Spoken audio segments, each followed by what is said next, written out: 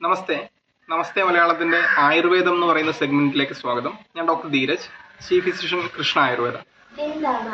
ആയുർവേദം വളരെ സിമ്പിളായി, വളരെ എല്ലാവർക്കും മനസ്സിലാകുന്ന രീതിയിൽ പറഞ്ഞാൽ ആയുസ്സിന്റെ വേദം, അതായത് നമ്മളുടെ ആരോഗ്യത്തെക്കുറിച്ചുള്ള അറിവ് എന്നുള്ളതാണ് വളരെ സിമ്പിൾ ആയിട്ടുള്ള അതിന്റെ ഒരു അർത്ഥം, വേർഡ് മീനിങ് എന്ന് പറയുന്നത്. അപ്പൊ അതിൽ രണ്ട് ഭാഗങ്ങളായിട്ടാണ് വരുന്നത്.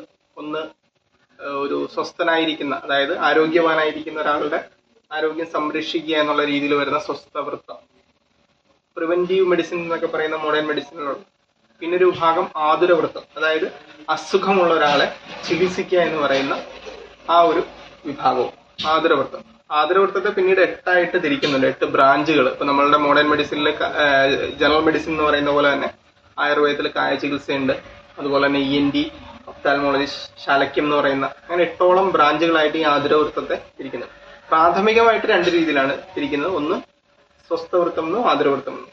ഇതാണ് വളരെ സിമ്പിൾ ആയിട്ട് ആയുർവേദത്തിനെ കുറിച്ചുള്ള ഒരു എക്സ്പ്ലനേഷൻ.